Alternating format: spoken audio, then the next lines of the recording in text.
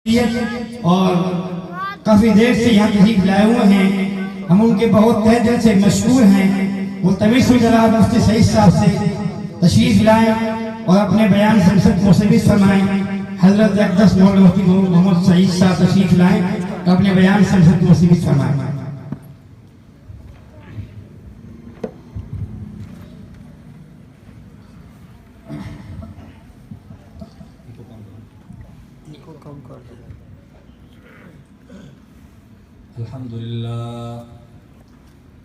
अल्हम्दुलिल्लाहिल्लज़ी हदाना लिहादा वमा कुन्ना लिनहतदिय लौला अन हदानल्लाह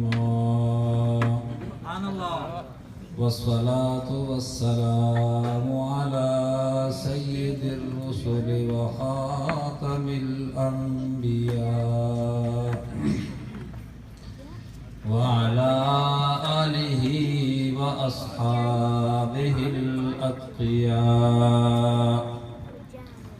अल्लज़ीना हुम खुलासतुल अरबिल अज़मा'i व खैरुल खलाइक़ बअदल अंबिया।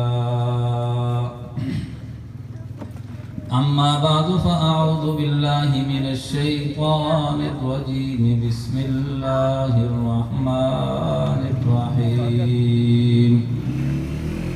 मा कान मुहम्मदुन अबा अहदिन मिर रिजालिकुम वलाकिन रसूलल्लाहि व खातमन नबिय्यीन व कानल्लाहु बिकुल्लि शैइन अलीमा। क़ाल नबिय्यु सल्लल्लाहु अलैहि वसल्लम ला युमिनु अहदुकुम हत्ता अकूना अहब्बा इलैहि मिन वालिदिही व वलदिही वन्नासि अजमाईन। वक़ाल नबिय्यु सल्लल्लाहु अलैहि वसल्लम फ़ी मक़ामिन आख़र लौ कान बअदी नबिय्युन लआश इब्राहीम। वक़ाल नबिय्यु सल्लल्लाहु अलैहि वसल्लम खैरुल कलामि मा क़ल्ल व कफ़ा।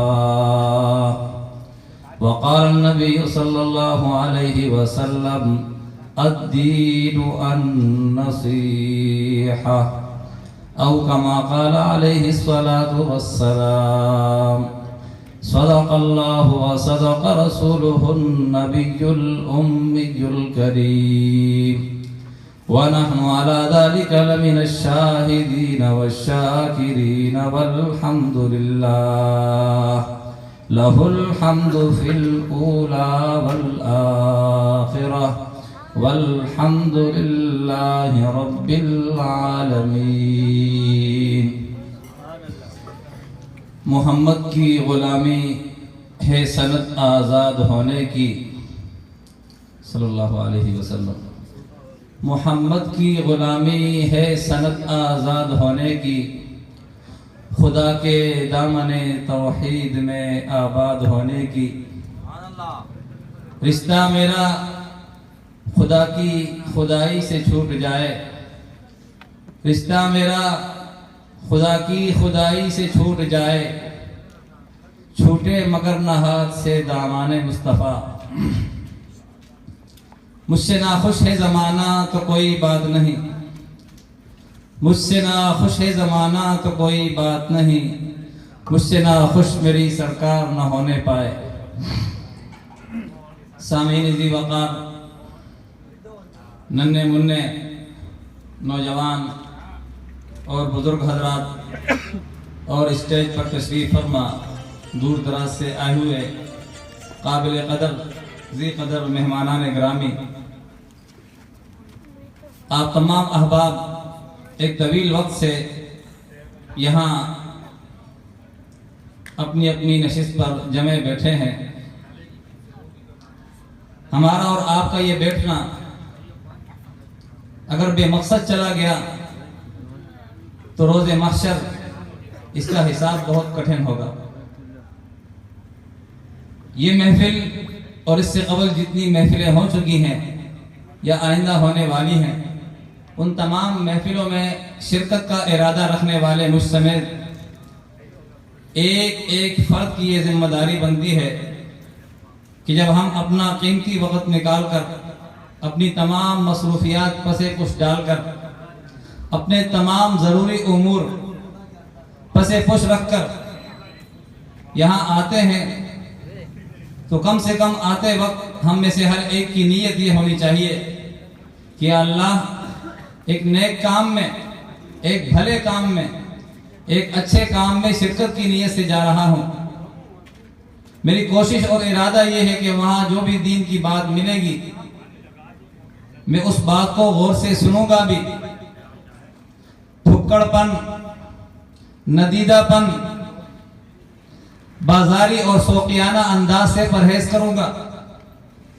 वहां होने वाली तिलावत कुरान, नाते रसूल मकबूल सल्लल्लाहु अलैहि वसल्लम या सहाबा किराम रिज़वानुल्लाहि तआला अलैहिम अजमाइन की मनक़बत के जो भी अशार सुनूंगा, मेरा अंदाज सुलझा हुआ होगा, मेरा अंदाज मुहज़्ज़ब होगा, मेरा अंदाज शाइस्ता होगा।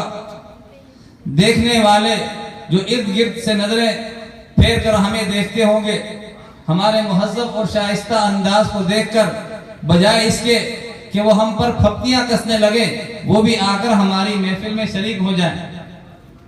बड़े अफसोस से कहना पड़ता है, निहायत अफसोस से कहना पड़ता है कि एक तवील अरसा हो गया है हमारी ये महफिलें मेरे और आपके लिए तो रौनक का सामान बन रही हैं, लेकिन वो लोग कि जिन्हें हमारे साथ आकर शामिल होना चाहिए था वो मेरे और आपके साथ बैठना पसंद नहीं करते। आखिर इसकी वजह क्या है? तिलावत कुरान मजीद और ये कलाम किसका है? ये पूरी कायनात के बादशाह का कलाम है। इस कलाम के बारे में अल्लाह ने अपनी किताब मुक़द्दस में फरमाया, व इज़ा क़ुरिअल क़ुरआनु फस्तमिऊ लहु व अंसितू लअल्लकुम तुरहमून।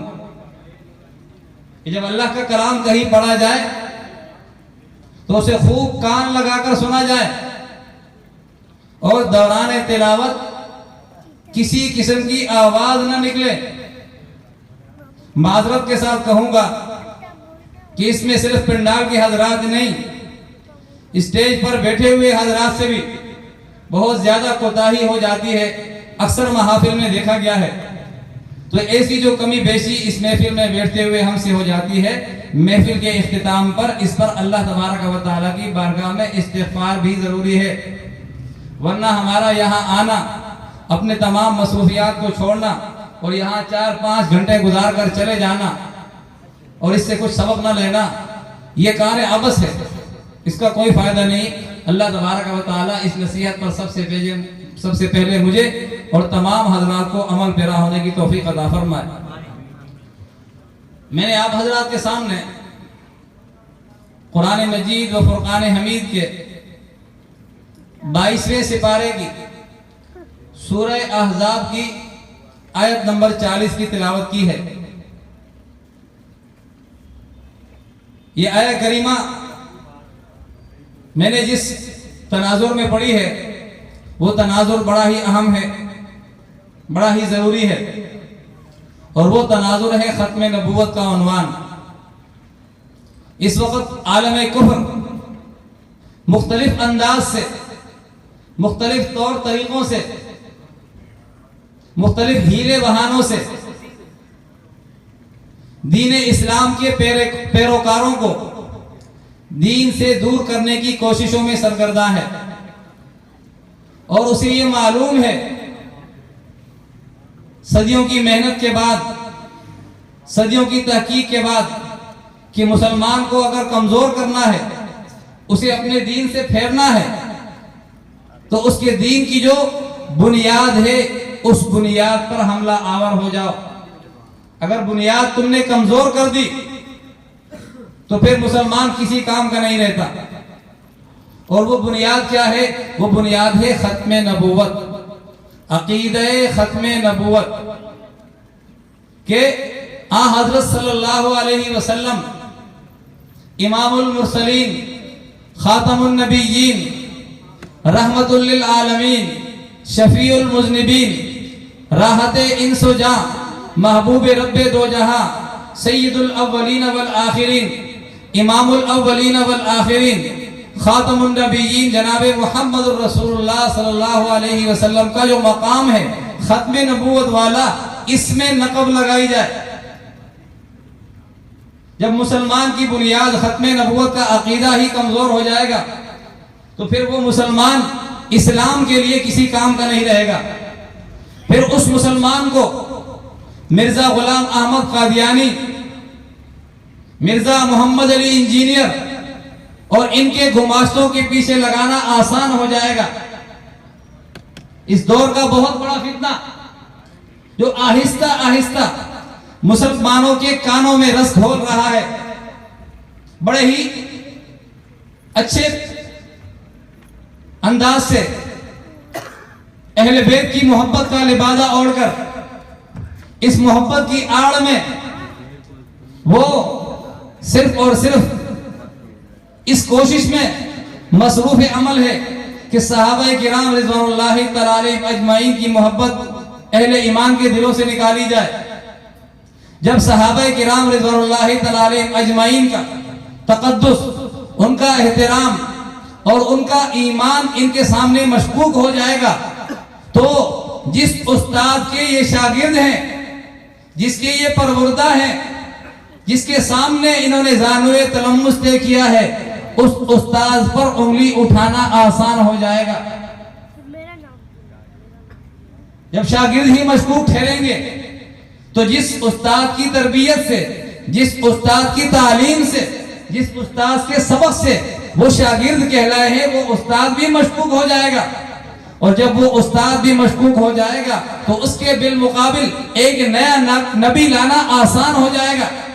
मिर्जा गुलाम अहमद कादियानी जो जोर लगाते लगाते मर गया, लेकिन अपनी नबूवत मुसलमानों के जबानों से साबित न करवा सका, उसका ये गुमाश्ता आज कई सालों के बाद वो मेहनत दोबारा से शुरू कर रहा है।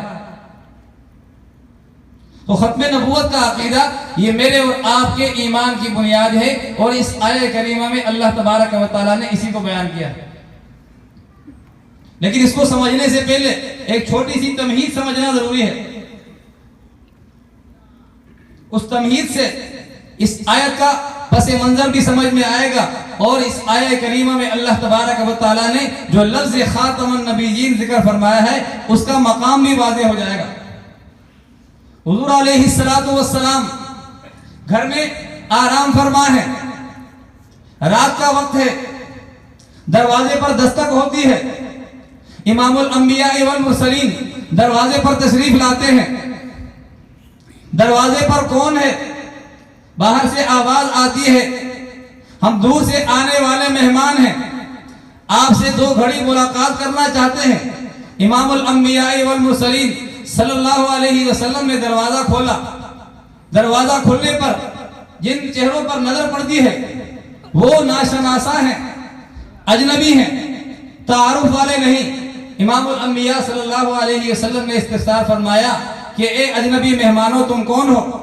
कहने लगे हम मक्का के रहने वाले नहीं हैं, हम बड़ी दूर से आए हैं, यमन के इलाके के रहने वाले हैं और हमारा एक बच्चा आज से 6 साल पहले गुम गया था। उस बच्चे का नाम जैद था। वो बच्चा अपनी माँ के साथ किसी सफर पे था कि दौरान सफर राहजनों ने उनके काफिले को घेर लिया और उस काफिले में शामिल जितने भी लोग थे उनका तमाम माल और असबाब लूट लिया। और जालिमों ने सिर्फ इसी पर इक्तिफा नहीं किया बल्कि मेरी जो अहलिया थी उसके साथ मेरा छोटा बच्चा था 6 साल का, वो 6 साल का बच्चा भी अपने साथ ले गए। मेरा वो 6 साल का बच्चा, उसका नाम जैद था, वो बच्चा उन राहजनों ने अपने साथ लिया और उसे एक बड़ी और मशहूर मंडी और बाजार में बेच दिया। इंसानों की तिजारत उस जमाने से चली आ रही है। वो बच्चा बिकते बिकाते मक्का के बाजार उकाज नामी बाजार में आकर फरोख्त हुआ। यहां से किसी ने उसको खरीदा और आपको लाकर दे दिया। हमारे इलाके का एक फर्द यमन से किसी काम की गर्ज से मक्का आया था। घूमते घामते उसकी नजर इस बच्चे पर पड़ी। उसने इस बच्चे का पीछा किया तो देखा कि वो बच्चा इस मकान में दाखिल हुआ। वो इस मकान के रहने वाले से वाकिफ नहीं था।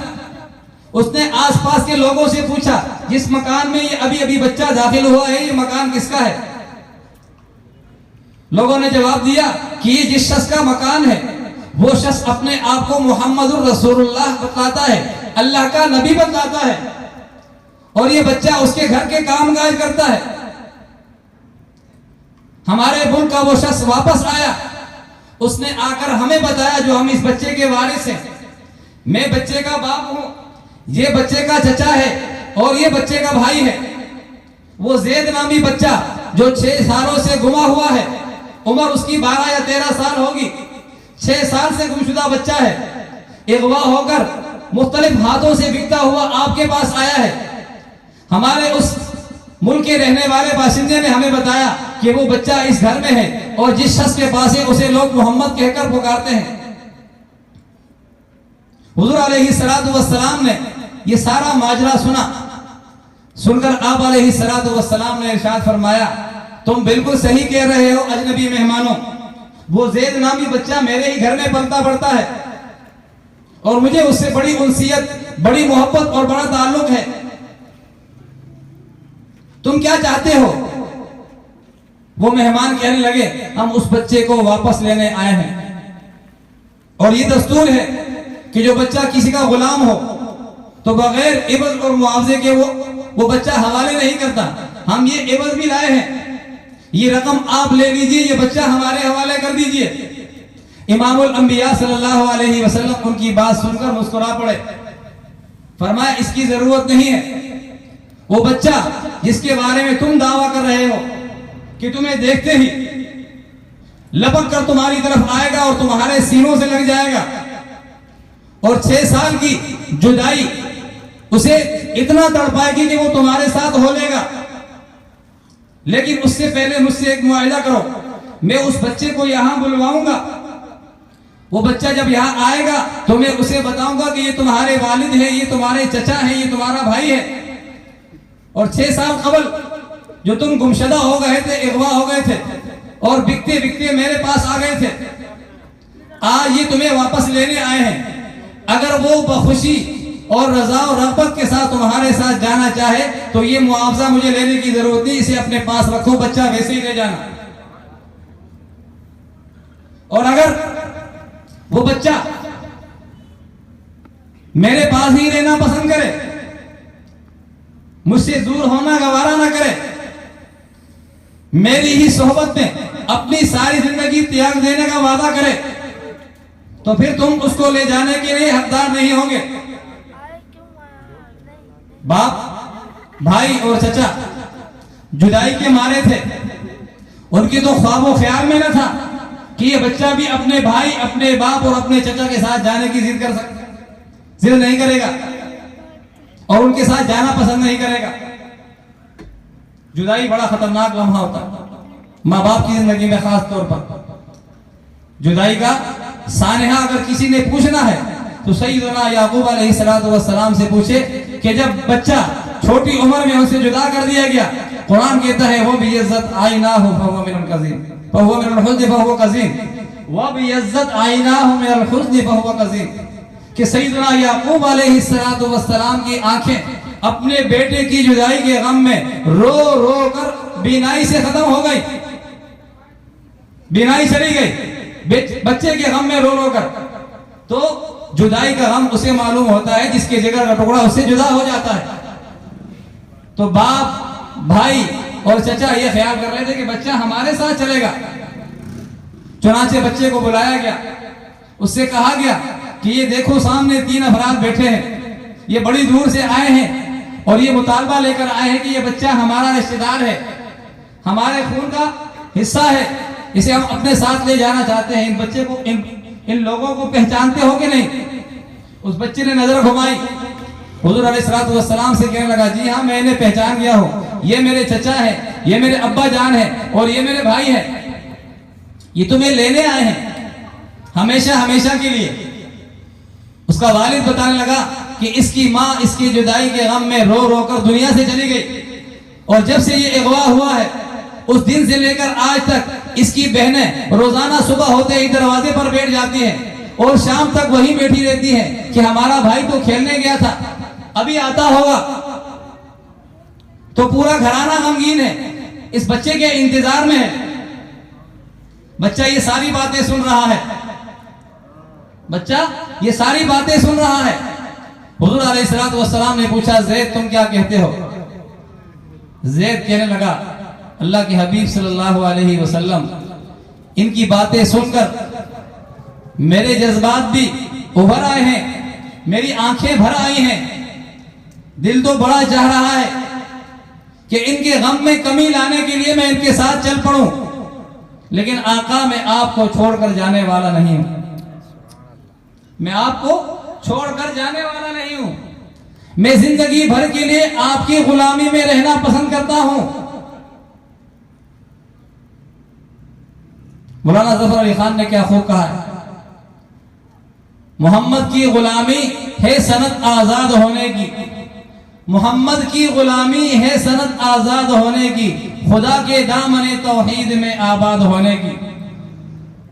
और एक और शायर ने क्या खूब अंदाज से कहा है कि रिश्ता मेरा खुदा की खुदाई से छूट जाए, मखलूक खुदाई, रिश्ता मेरा खुदा की खुदाई से छूट जाए, छूटे मगर न हाथ से दामान मुस्तफा। बड़ी मुश्किलों से तो ये दामन थामा है, अल्लाह ने मेरे मुकद्दर में ये दामन लिख दिया है। अब आप चाहते हैं कि ये दामन छोड़कर दुनिया भर की रुसवाई अपने नसीब में लिख लूं, ऐसा सौदा मैं नहीं कर सकता। मोहम्मद की गुलामी दीन हक की शर्त अव्वल है, इसी में हो अगर कुछ खामी तो सब कुछ नामुकम्मल है। अब्बा जान मैं आपको पहचान गया हूँ, भाई जान आपको पहचान गया हूँ, चचा जान आपको पहचान गया हूँ, लेकिन आपके साथ जाना मुझे पसंद नहीं। इतना कर सकता हूँ कि आप कभी कभार आ जाया करें, जितने दिन चाहे यहाँ रह लें, मुझसे मिल लिया करें, लेकिन हमेशा के लिए मुझे अपने साथ ले जाने वाली बात दोबारा ना कीजिएगा, मेरे दिल को तकलीफ होती है। हुजूर अलैहिस्सलातु वस्सलाम ने जब ये सारा माजरा देखा और ये सारा मुकालमा सुना तो इमामुल अंबिया सल्लल्लाहु अलैहि वसल्लम मुस्कुरा पड़े और इन मेहमानों को हंसी खुशी रुखसत किया। और आप अलैहिस्सलातु वस्सलाम ने उस दिन के बाद ज़ैद का हाथ थामा और अपने साथ लेकर मक्का के चौक में आ गए और सब लोगों को मुतवज्जे करके ऐलान किया कि ओ मक्का वालों सुन लो, आज से इसका नाम ज़ैद बिन हारिसा नहीं, आज से ये ज़ैद बिन मोहम्मद है, इसे मैं अपना मुंह बोला बेटा बनाता हूं। वाह ज़ैद तेरी किस्मत के क्या कहने कि जिसे हुजूर अलैहिस्सलातु वस्सलाम अपना बेटा बना रहे हैं। वो दिन जब आप अलैहिस्सलातु वस्सलाम ने ज़ैद बिन हारिसा को ज़ैद बिन मोहम्मद बतलाया, उस दिन के बाद से मोहल्ले के जिस जिस घर के पास से उस बच्चे का गुजर होता, जिस जिस गली से उसका गुजर होता, जिस जिस जगह से उसका गुजर होता, कहने वाले कहते वो देखो ज़ैद बिन मोहम्मद जा रहा है, वो देखो ज़ैद बिन मोहम्मद जा रहा है, वो देखो ज़ैद बिन मोहम्मद जा रहा है। निस्बत मुस्तफा भी बड़ी चीज है, निस्बत मुस्तफा भी बड़ी चीज है, जिसकी निस्बत नहीं उसकी बख्शिश नहीं। ज़ैद बड़े खुश हैं, चलते चलते जमाना गुजर रहा है, एक वक्त आया कि ज़ैद नौजवान हो गए। इमामुल अंबिया सल्लल्लाहु अलैहि वसल्लम भी दूसरे माँ बाप की तरह दिल में यह ख्वाहिश उभरी कि ज़ैद की क्यों ना शादी की जाए, बेटा जवान हो गया है। लेकिन मुसीबत ये थी, परेशानी ये थी कि इसको रिश्ता देगा कौन। बड़ी सोच विचार के बाद आप सल्लल्लाहु अलैहि वसल्लम ने अपने फुफाजाद भाई अब्दुल्ला बिन जहश के घर पैगाम भेजा कि अपनी बहन ज़ैनब बिन्त जहश से ज़ैद का रिश्ता करवाना चाहता हूं, क्या तुम दोनों बहन भाई इसकी रजामंदी देते हो? जब उन दोनों बहन भाइयों ने सुना तो आग बगोला हो गए, गुस्से में आ गए और आप अलैहिस्सलातु वस्सलाम के पास ये पैगाम भिजवाया कि ये ज़ैद गुलाम है, नौकर है, खादिम है और हम हाशमी खानदान के हैं, हम हाशमी खानदान के हैं, हमारा हसब नसब इतना ऊंचा है और इसका माशरे में कोई मकाम नहीं। जो भी इसे पुकारता है तो ये जरूर कहता है कि ज़ैद बिन मोहम्मद हो गया तो क्या हुआ, है तो उनके घर का गुलाम ही सही, हम हाशमी लोग हैं, हम इसे रिश्ता नहीं दे सकते। हसब नसब कौम और बरादरी का फख्र ये गुरूर की चीज नहीं है। हुजूर अलैहिस्सलातु वस्सलाम ने फरमाया अना सय्यिदु वुल्द आदम वला फख्र, और कमा क़ाल अलैहिस्सलातु वस्सलाम कि रोज़े क़यामत तमाम बनी आदम का मैं सरदार होऊंगा और मुझे इस बात पर जर्रा बराबर भी फख्र नहीं है। कौम बरादरी पर फख्र तब हो कि जब वो दीन पर चलने वाली हो, अकीदे तौहीद पर कारबंद हो, सुन्नत रसूल की इत्तिबा पर गामजन हो, तो फिर ऐसी बरादरी काबिल फख्र है। अल्लाह मेरी और आपकी बरादरी को ऐसा बना दे। तो कहने लगे कि हम इसको रिश्ता नहीं देने वाले, ये कौन होता है हमसे शादी करने वाला? आप अलैहिस्सलातु वस्सलाम को इनकार कहलवा भेजा। इसी बीच में एक और बात सुनते जाइए कि अरब के अंदर एक बुरी रस्म ये थी कि जब वो लोग किसी को मुंह बोला बेटा बना लेते, जिसे अरबी में मुतबन्ना कहा जाता है, तो उस बेटे को जिसे वो मुंह बोला बेटा बनाते थे उसके साथ बिल्कुल वही सुलूक और बर्ताव किया जाता था जो हकीकी बेटे के साथ किया जाता है। उसको जायदाद में भी वारिस बनाया जाता और अगर वो शादी कर लेता और शादी करने के बाद अपनी बीवी को तलाक दे देता तो ससुर को यह हक हासिल नहीं था कि अपने मुंह बोले बेटे की बीवी से वो निकाह कर ले। अब आइए वाक़े की तरफ। हुजूर अलैहिस्सलातु वस्सलाम को इनकार कहलवा भेजा।